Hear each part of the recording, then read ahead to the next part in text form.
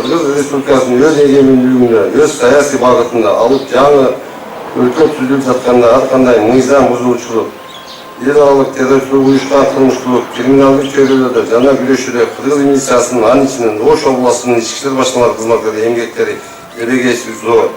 Алар мамлекеттин күрөшүнө, өнүгүшүнө өз жандарын аябады. Бүгүнкү күн милиция кызматкерлерин эскерүү күнү бул аябай оор күндөрдүн бири да. Кийинки келеткен жаш муундарга үлгү боло турган байгылыктын китабы. Биз ошол жаштарды ошондой иштерге үгүттөйбүз. Урматтуу эжелер, карындаштар. Мен мисалы балам өтүп кеткен. Ушулар силердин катарыңарда жүрөтпөйбүз. Унутулбай эскерип, мына алып жактан эсип келаткан жаш офицерлерге бейпилдикти сактаган ушу жаш офицерлерге үлгү боло тургандай иш-чара болуп жатат. Болуп атат. Ички иштер министрлигине мен чоң ыраазычылыгымды билдирип кетким келет.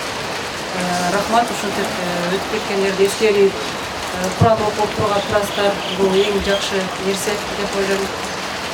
Ошо бөлөрүбүздүн, аталарыбыздын ошо өтүп кеткен бардын жайлары жанаттан болсун. Мен ар дайым ушу кыргыз милициясы менен сыймыктанып келем. Мындай сизге ушундай экинчи жолу жомоктордой болуп, башкадан дагы жаш болуп, эме болуп калсаң, ушу атама турмушка чыгып, кайрадан милициянын аялы болот белеңиз же болбойт белеңиз деп суроо берип калды кичинекейибиздин.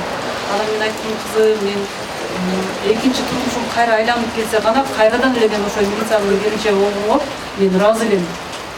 Себеби биздин кыргыз милициясы бар болгон үчүн ошо заманыбыз тынч болуп турат. Себеби ушинтип эскерип, биздин балдарыбызды, үйлерибизди эскерип ушинтип эскерүүнү өткүзүп атасыздар. Мен чоң ыраазычылык билдирем.